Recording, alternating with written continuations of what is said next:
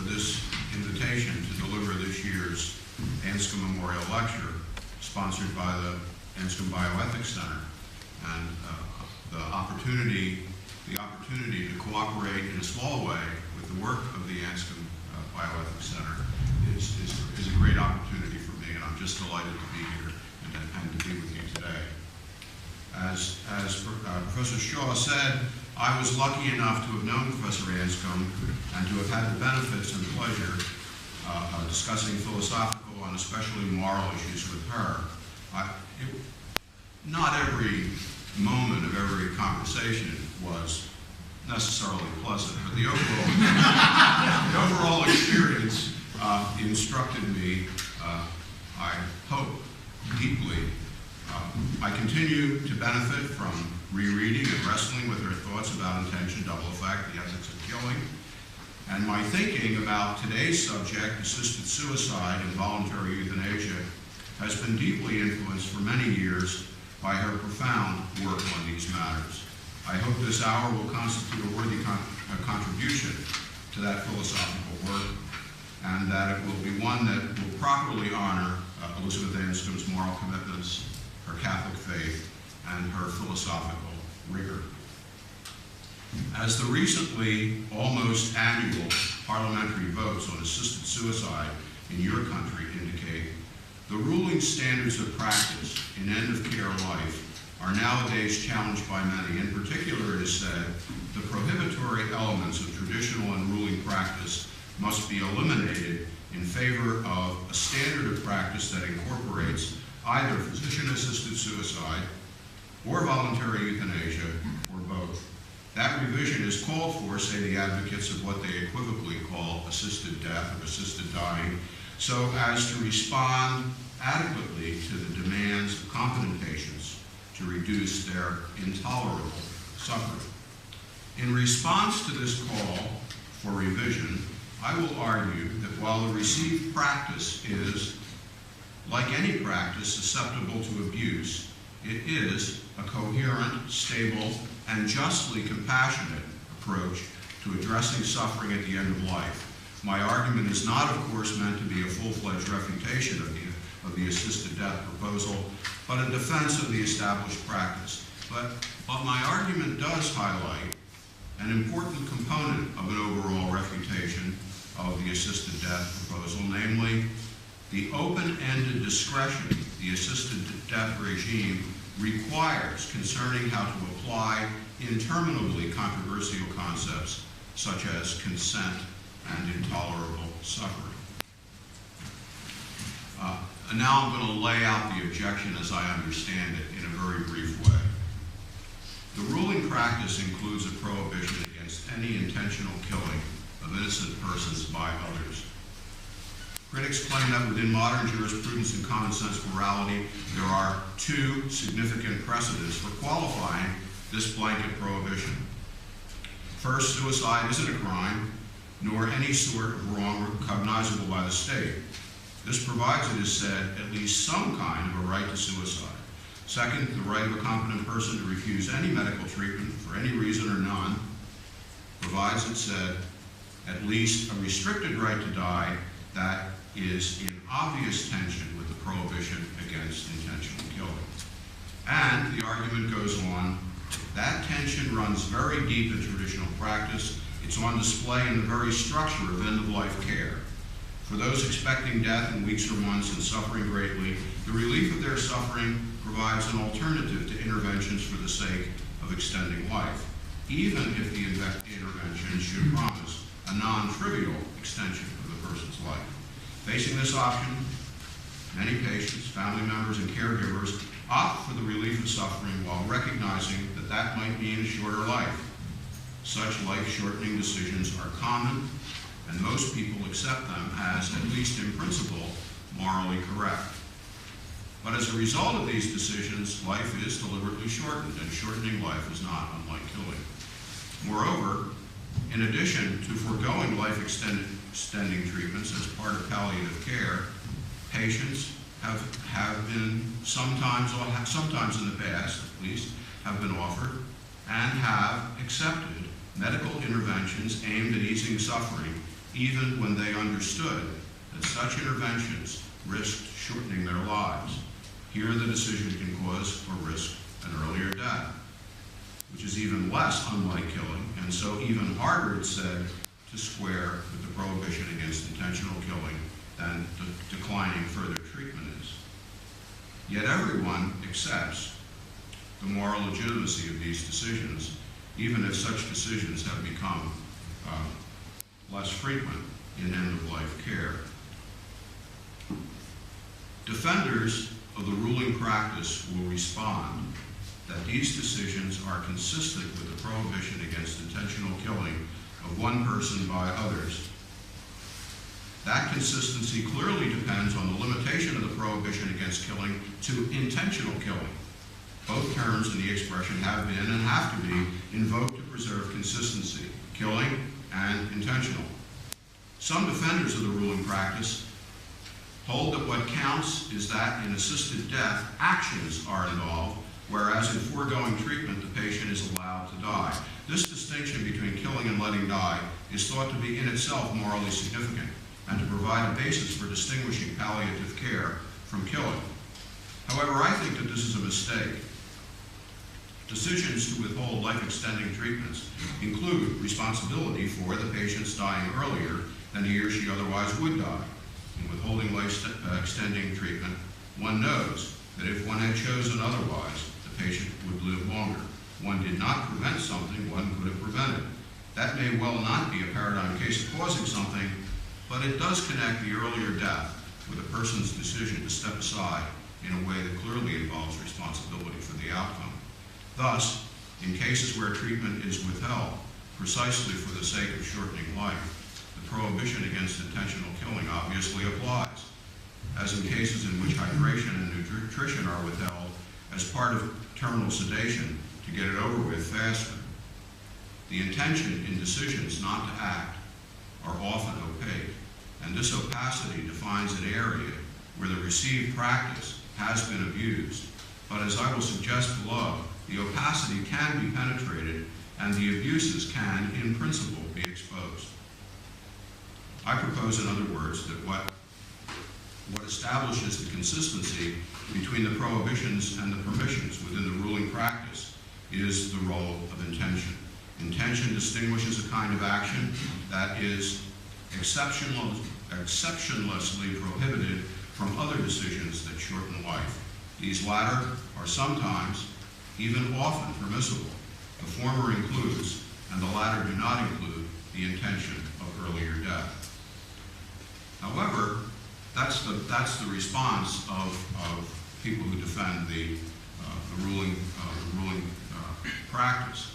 However, according to many contemporary philosophers, this is work that intention just can't do. Intentions are not to be found among any plausible survey of the factors that make actions to be impermissible. These philosophers' conclusion is that the prohibition against killing cannot reasonably rule out beneficent decisions for competent patients who are suffering greatly as they die. The prohibition must be substantially qualified, they say, to be consistent with our commitment to the suffering. Now, for the last couple of minutes, I've just been summarizing a multifaceted objection to the prohibition against intentional killing, an objection that constitutes an important public argument for assisted death. For the non-criminal status of suicide and the right to refuse medical treatment are widely accepted within the law and common sense morality. And the tension between benevolent concern to reduce suffering and the prohibition against intentionally killing others can be eliminated without introducing a new and controversial ethics, simply by rejecting a part of common sense morality that seems to many people, especially the critics, of course, to be particularly indefensible. That, what I've just summarized, is the critique of the traditional practice to which I wish to respond in the rest of my talk. Is there a right to suicide? Suicide is not legally a crime. It follows that people are at liberty to commit suicide. One might suppose that this liberty implies a right to commit suicide, and that this right shows that the legal prohibition against intentional killing is already qualified. One might suppose further that the right in question is sufficiently important to allow others to cooperate in suicide.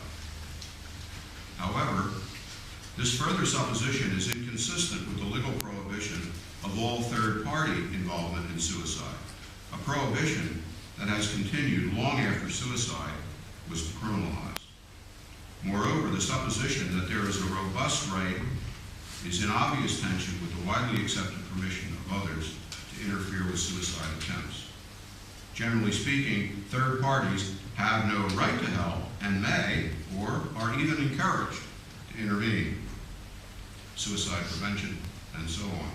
So, the liberty here is very restricted. Furthermore, the historical grounds for decriminalizing suicide seem not to have included public endorsement of suicide, but rather recognition of the limits of criminal law in dealing reasonably with it. To the extent that this is the positive legal ground for excluding suicide from liability for criminal sanction, the liberty is compatible with substantial social disapproval of suicide and forbidding third parties to participate. But many nowadays think that however the positive law about suicide and assisted suicide may have developed, there is a moral right to commit suicide because the way one ends one's life is so central to one's identity as an autonomous person.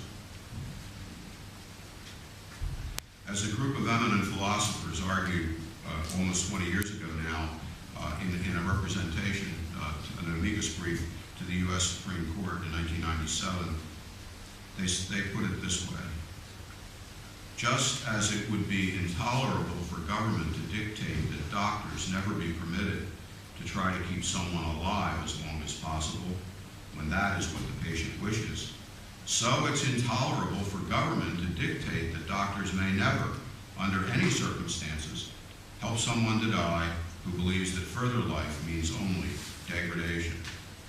The Constitution insists that people must be free to make these deeply personal decisions for themselves and not be forced to end their lives in a way that appalls them just because that's what some majority thinks proper. Now that same idea that these luminous philosophers were unsuccessfully, happily trying to lobby the Supreme Court of the United States on, this has become a doctrine that courts are embracing as well. And here's what in Carter versus the Attorney General of Canada, a case adjudicated by the Canadian Supreme Court earlier this year, said, this is a question about whether to have physician-assisted suicide that asks us to balance competing values of great importance. On one hand, stands the autonomy and dignity of a competent adult who seeks death as a response to a grievous and irremediable medical condition. On the other stands the sanctity of life and the need to protect the vulnerable. These statements, whatever the merits of the point being made, are clearly moving away from asserting an existing precedent in positive morality and law for assisted death. At best, they interpret positive morality in established law or seek to create it in ways that go beyond anything like a robust consensus. And even if such claims succeed in identifying a genuine personal value, I don't think they do, but that's another question, they do not show that suicide is more than a merely personal matter, nor that suicide is something that others reasonably may and even should assist or carry out at the suicidal person's request. To generate an entitlement of this kind, allowing or requiring support by others, it's not enough that some people value the option for which the cooperation of others is desired. That cooperation is a matter of entitlement only if concerns about its effects on the just interest of other persons and on a fair social order are satisfied. Significantly restricting a socially important prohibition, such as the prohibition against intentionally killing another person, surely that is one such concern. Consequently, the personal value alone doesn't warrant the entitlement to get help in committing suicide. Now, I'm going to make one aside about the Supreme Court decision from Canada that I just read. The Carter decision of the Supreme Court also provides an example, I think, of how far judges might go to manufacture out of established law a more robust right to assisted death. The court accepted the following finding by the trial judge in the case on appeal. I'm quoting, that the prohibition on physician-assisted suicide had the effect of forcing some individuals to take their own lives prematurely for fear that they would be incapable of doing so when they reached the point where suffering was intolerable.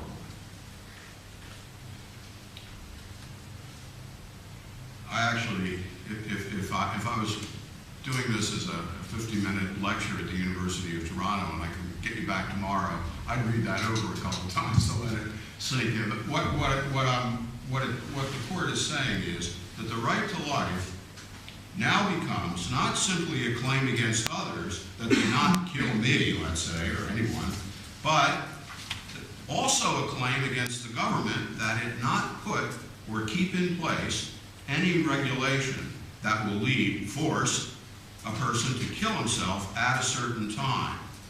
As this extravagance suggests, there's no precedent value here for assisted death in the non-criminal status of suicide. You need a lot more premises, maybe pretty funny ones. Is the right to refuse treatment a precedent? As with the law on suicide, someone might argue that the right of competent persons to refuse medical treatment implies a social endorsement of a person's decision precisely to end his or her life. You can create an argument like that. There's plenty of them out there. Just open up Beecham and Walter's Principles of Bioethics. But that's not so. The right of a competent person to refuse medical treatment is a reasonable allocation of the authority over medical decisions generally, not only about decisions about the end of life, to the person who must live with the treatment and its results and who, if competent, is best able to assess their meaning for his or her life. The core provision in this right is the requirement that other private persons not touch one without one's permission. This requirement articulates a realm of autonomy by empowering the right holder to refuse unwanted interference in his or her bodily self. Someone might use this empowerment to commit suicide, to choose precisely to shorten his or her life. But that's not the point of the empowerment. And in the eyes of those who believe suicide to be immoral, it's an abuse of the empowerment. In this respect, the right is similar to other all-purpose entitlements, such as property or privacy, which are susceptible to abuse.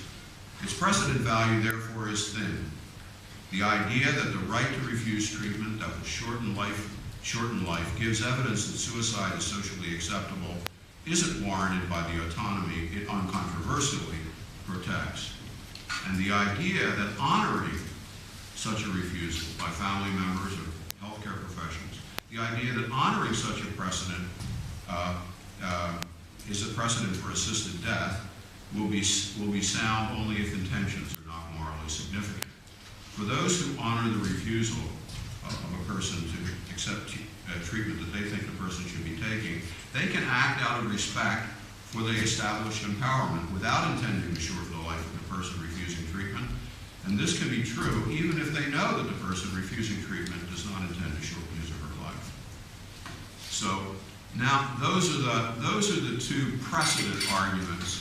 And now I want to turn to the issues about intention that are said to be kind of infecting the practice of end-of-life care.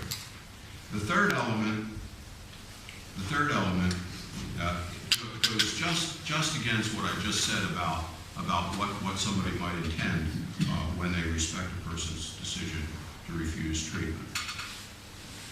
The practice obviously takes for granted that we can reasonably prohibit intentional killing simply, and that in some cases accepting a shorter life, even if our decisions bring that about in some way, is permissible. Now, when we talk about intention having this great role, that no intentional killing, absolutely out, bringing about death as a side effect may be permissible. When you think about that kind of role,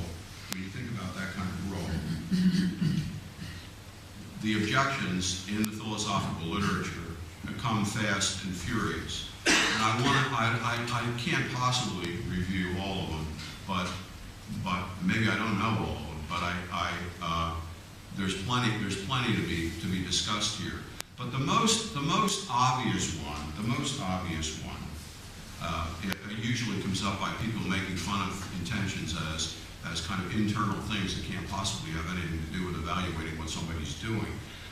But the form of it that I want to focus on is you got to be able to distinguish an intentional act from bringing about a side effect that's not intended. You got to be able to do that. Now, I actually think when people make an objection, you can't do that. That what we have to consider is really several distinct but related objections. The first is that the rationalizing abuse of the idea of intention can't be controlled.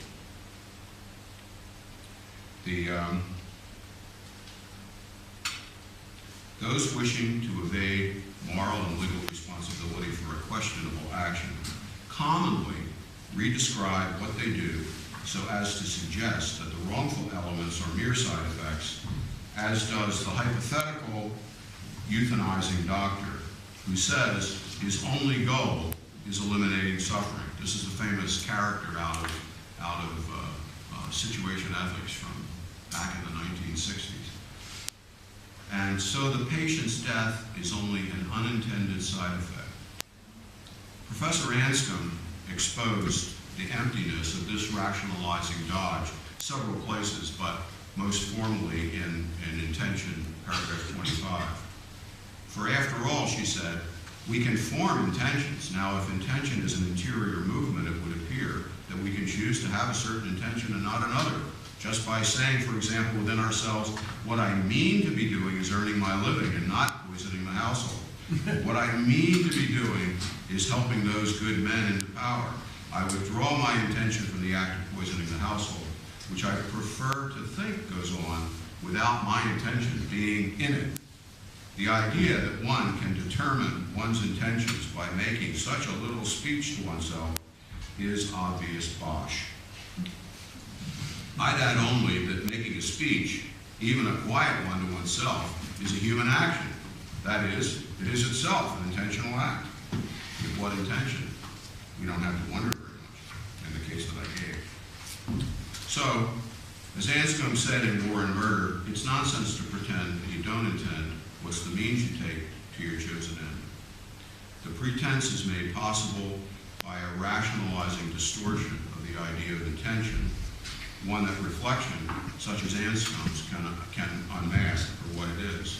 A rationalizing distortion, I must say, which is very popular for critics of the traditional practice of end-of-life care. The second objection comes right out of this. How can we distinguish analytically the action descriptions under which an action is intentional from those under which it's voluntary but not intentional?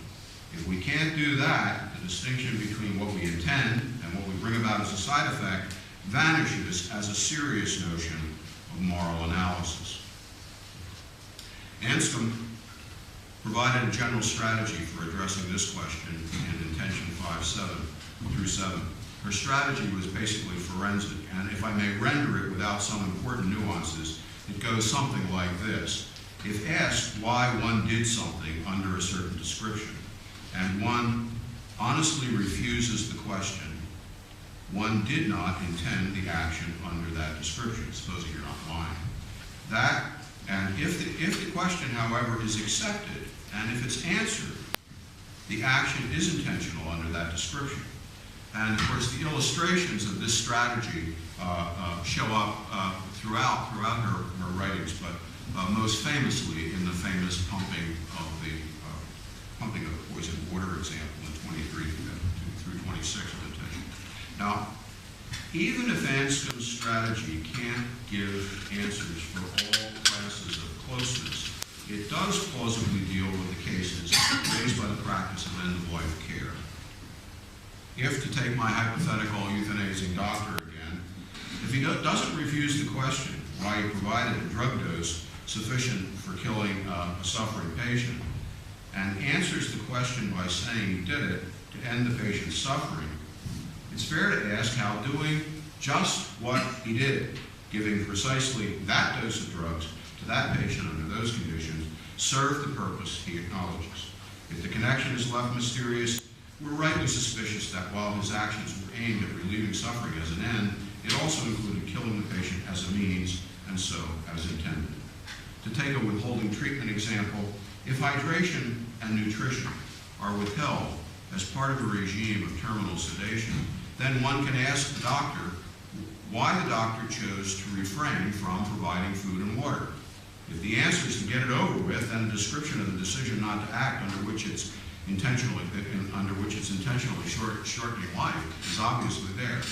Morally speaking, what we have applied to that decision is the assessment that that is intentional killing. If the answer is that the patient can't absorb hydration and nutrition in her condition, or that any assimilation will make no difference whatsoever to the patient's life or welfare, then the intention, supposing those claims are true, is to avoid the waste or harm. I summarized, now I'm turning to what I think is the core objection, rather than these questions about how you identify intentions. They're very important, those questions indeed, but I want to turn to the other deeper question, which is, why should intention be so connected with impermissibility in the way that the traditional practice and the doctrine of double effect supposes? The work, basically the claim is, you people who hold for this part of traditional morality, you've got intention doing work that it just cannot do. It can't do the job that it's assigned to do. And how I think a good way to formulate that work is to say that it rules out two inferences. It rules out the inference, this one. The prohibition of intentional killing implies the prohibition of actions causing death. That inference is ruled out by the role that intention is playing, and similarly the converse of that. The permissibility of some actions that cause death implies the permissibility of intentional killing. This is precisely the connection between intention and permissibility that's challenged as lacking foundation. Now, to respond to this, I will start by noting that the inference blocked by reference to intention isn't going to be, it just can't plausibly be, an inference from just any sort of prohibition. I want to set aside other kinds of prohibitions that I don't think it applies to, without getting into a big argument about it.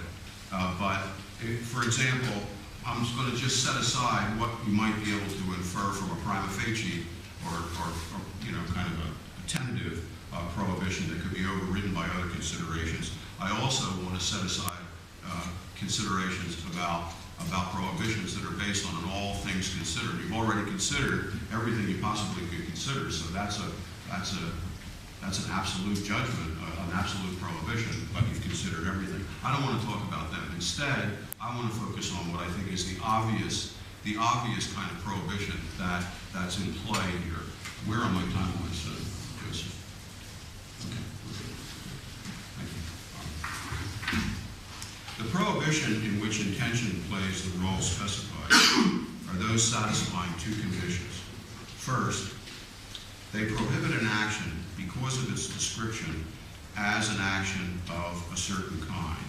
independently of factors articulated in further descriptions of the action.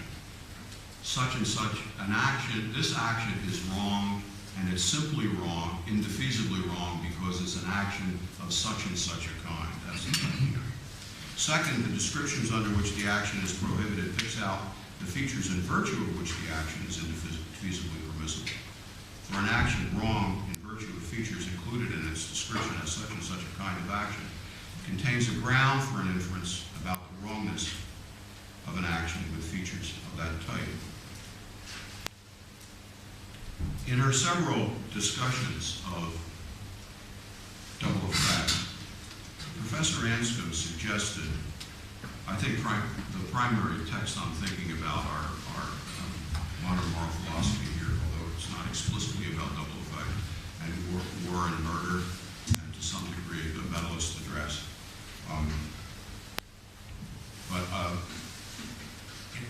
In these texts, Anscombe suggests a reason why actions that are simply prohibited must be intentionally causing a certain result, not simply voluntarily causing the result. In War and Murder, she noted, the distinction between the intended and the merely foreseen effects of a voluntary action is indeed absolutely essential for Christian ethics. For Christianity forbids a number of things as being bad in themselves, but if I am answerable for the foreseen consequences of an action or refusal as much as for the action itself, then these prohibitions will break down. If some innocent will die unless I do a wicked thing, then on this view, I am his murderer in refusing. All that is left to me is weighing up evils. Here the theologian steps in with the principle of double effect and says, no, you are no murderer. If the man's death was neither your aim nor your chosen means, and if you had to act that way, that led to it, or else do something absolutely forbidden. Anscombe's larger concern here, and in the handful of similar statements that she made about this, was with the breakdown of absolutist moral theory into incoherence towards consequentialism when the role of intention is excluded. This concern tends to overshadow a more elementary point embedded in these arguments. Anscombe supposes first that murder is absolutely prohibited, and for the sake of the argument, also supposes that the prohibition does not discriminate between intentional acts of killing and causing death as a side effect. Clearly, on those suppositions, the prohibition against killing breaks down if a choice that causes death as a side effect is a refusal to intentionally kill another innocent person. And it would also break down if the action one refused to do were a distinct kind of wicked action that also had the side effect of killing. Now, Anscombe made this point in a collection of Catholic writings about modern warfare, but her point about limiting absolute prohibitions to intentional actions concerns the logic of prohibitions generally, and thus applies to any ethical or legal system that includes indefeasible or exceptionalist prohibitions of action of a specified kind. Because this is a claim about the nature of absolute prohibitions, it applies to religiously based prohibitions, to those based on rational or natural law, ethics, and to publicly promulgated legal prohibitions. If there are grounds for positive legal prohibitions sufficient to justify ruling out some actions just because they're of such and such a kind, they too must be limited. But why, someone might ask, should they be limited precisely by the intention of the evil result? There's other possibilities. I don't want to get into that now, but there's other possibilities, including kind of doing allowing doctrine, which was suggested a long time ago by Philip Foot. I don't know that Anscombe treated this question explicitly, but I think there is a general reason why the distinction between intentional actions and the unintended side effects of different intentional actions provides a reasonable limitation for absolute prohibitions. very generally, and without the qualifications of a full account. The reason is that intentional acts are avoidable. One can choose not to do them. But bad side effects are not avoidable in this way. Sometimes, whatever you do in accord with moral principle, a bad side effect will come about, as Anscombe's hypothetical from War and Murder shows. And notice, that's a general point about human agency and its limitations. That is not a particular moral evaluation. Now, I think that this account that I've just been giving about absolute prohibitions being limited to intentional actions, the prohibition of intentional actions, I think that account is important for not so much the normative content of received practice and palliative care, but it is important for the structure of that. Palliative measures, even those that risk and shorten life, are obviously permissible. Presumptively, the duty of care providers is there. So there's a presumptive duty to help people deal with their suffering. Certainly, intentionally causing patients to suffer, that would be simply wrong. Choosing to address that suffering at the risk of shortening life accepts this risk as a side effect of doing something of considerable moral importance, which is sometimes obligatory for some people, as I've just suggested. Although, as what I've just said suggests, it's not unqualifiedly obligatory. Moreover, the reality of these responsibilities doesn't justify killing patients to relieve their suffering, for when the choice is precisely whether or not to kill, one has the power not to do that. The constraint on our power to avoid either contributing to suffering or to shortening life as side effects of every option available doesn't obtain when one of the options is the choice precisely to kill.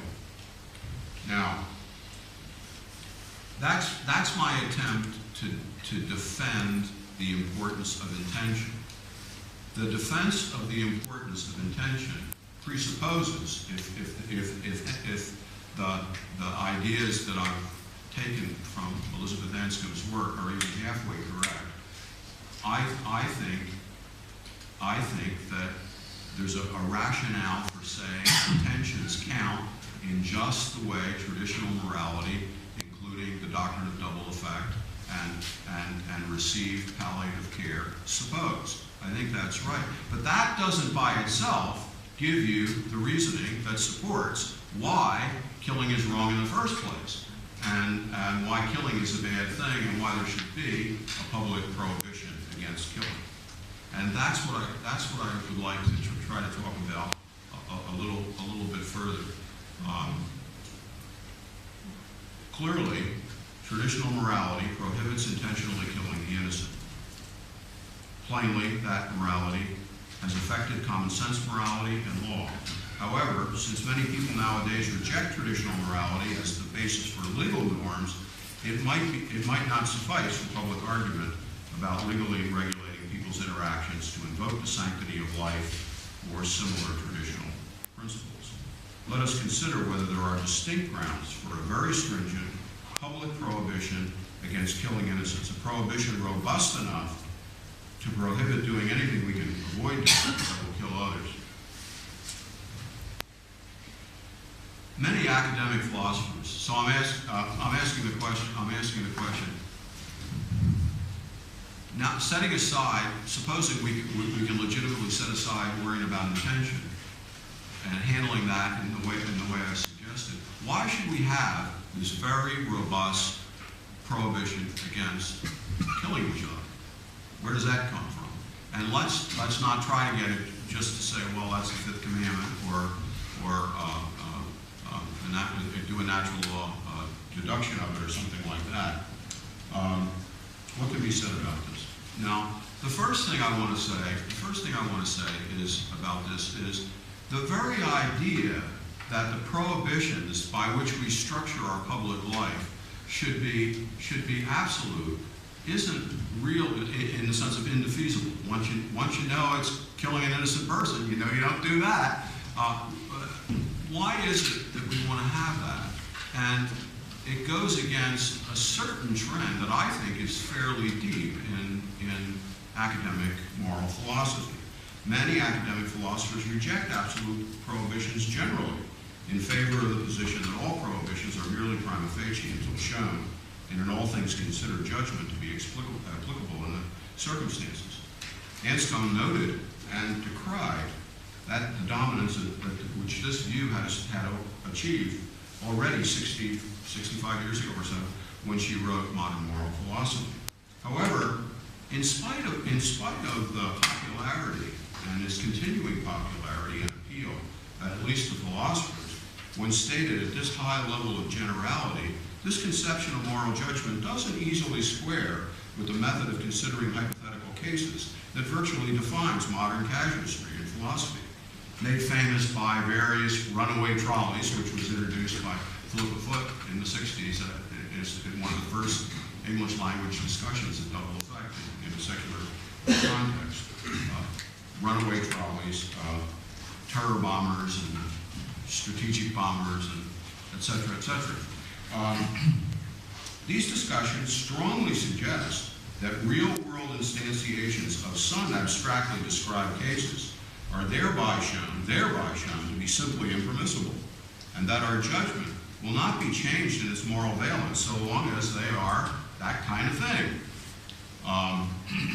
As long as it's a case of terror bombing, it's simply impermissible.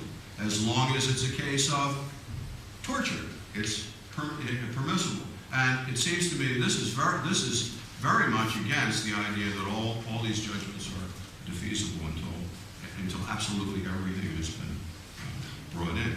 You might want to qualify it. I mean, a lot of people after World War II, but not everybody, would want to say terror bombing is absolutely prohibited, except if you know that blowing up these innocent people is necessary and likely to be successful in saving the world from imminent destruction or something like that. You can build in an exception, but notice that's not all things considered. That's just one little exception. It's a qualified absolute prohibition. Now, in the case at hand, no intentional killing by private persons, including doctors. That seems to be the received position coming in. Those who don't like that aren't exactly rejecting the whole thing. What they're trying to do instead is to qualify it, to put in an exception. Something like no intentional killing by private persons other than doctors acting under certain specified conditions such as consent and level of suffering. Building an exception clause into a more generally stated prohibition retains the indivisibility of the qualified rule. In other words, all this talk about prima facie versus all things considered, that's not how we think about these things when we're actually making the rules for our society. We have general prohibitions, some of them absolute, and if we don't like the absolute thing, we try to make a qualification. It's still a matter of absolute prohibitions. So, the issue before us isn't whether our law and morality will contain an indefeasible prohibition against intentional killing. It's whether to make an exception for a category of private persons, doctors, acting with discretion in the light of kind of legally accepted criteria. Since, even if we accept the new exception, it seems widely hoped that we'll retain an absolute prohibition, it's useful to reflect, independently of issues about exceptions, why we have any such prohibition against killing in the first place. Am I running out?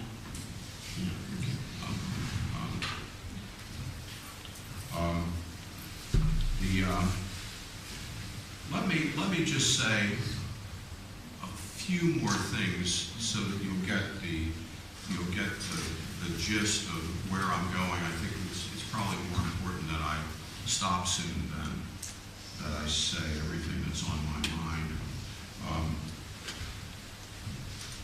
It's obvious, I think, that the demands of the common good, in particular public safety and security, create a presumptive case for a stringent prohibition against one private person intentionally killing another. That reason is enhanced by the interest in avoiding the complications raised by the need for widespread deliberation in applying moral assessment to actions having immediate and vital significance for so many people, and such importance in making possible the interactions of a cooperating group of people. Thus, independently of moral principles such as the sanctity of life, most do favor prohibitions on killing, and rather clear and stringent ones at that, clear and stringent enough to deter the tempted from looking for loopholes. Those tempted to kill need to know unequivocally that these actions are impermissible, and others need readily to understand what they can do and what they can't do in response. It's considerations like that sort of consideration, which can be multiplied at great length, and where a lot of the discussion about the possibility of abuses and slippery slopes and those kind of concerns actually fit under that. These are the kind of things that make us want to say and decide we're going to have a rule that excludes discretion about this matter of killing in this context. So, but I just want to make one more point. I'd like to make 4 or 5 more, but I'm just going to try to make one more. It remains that the kind of considerations, and I think they're very powerful, and the overall case can be piled up very, very significantly. And I've said more about it, I think more about it than I've written down here, and there's more written down here than I'm going to say. It remains that these kind of considerations don't settle exactly what kind of killing should be prohibited. If one accepts the limitations of intentional killing, what remains is to identify who's killing whom might be reasonably accepted from a prohibition against anybody's intentionally killing another person, and for what reasons. A traditional and widely accepted answer, which Anscombe endorsed, is that public officials acting for the common good may, and sometimes must, kill the non-innocent, namely those doing evil or guilty of it, precisely for the sake of protecting the common good. Those who accept this exception to public prohibition accept it because it is seen required by the very interest and public goods the indefeasible prohibition is intended to protect. And two points about that. First of all, whatever we think about the justification of publicly authorized violence, soldiers and police have an authority to use lethal force that the rest of us don't have, and we want that to be that way.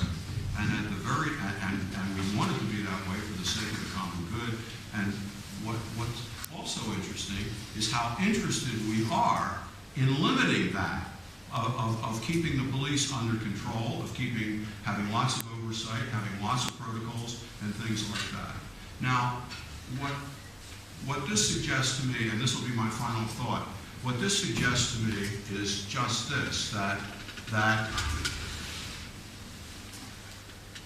is there anything in assisting a person in ending their life who wishes to do that that's comparably connected to the common good of a society that would be like the sorts of lethal actions that police sometimes have to take? Can you make an argument that, well, we have this one exception, public officials acting for the common good, they can take a life. May we extend that to other people who aren't public officials and who are acting not for the common good, but to serve the interest of a person who wants help in ending his or her life. I think the move from the one to the other, in the light of the seriousness of the stakes that we're talking about, is very significant. But the very fact that we want to be as strict as we can about limiting and structuring the violent use of force, violent where it's not just because bullets are flying around, but because people are being killed or maimed or possibly killed. We want that discretion reasonably structured and limited. My suggestion, and the part of the argument that I'm not going to try to spell out here is that I think that the discretion that this type of movement, the assisted death movement, gives to doctors and maybe to other groups of people too, as this unfolds, is discretion that's very hard to regulate in a way that doesn't expand the number of people and the reasons for killing people. And so it seems to me that it's not a stable proposal, but it's a proposal that's open-ended and raises serious worries. I'd like to say more, but I'm not going to try your patience anymore.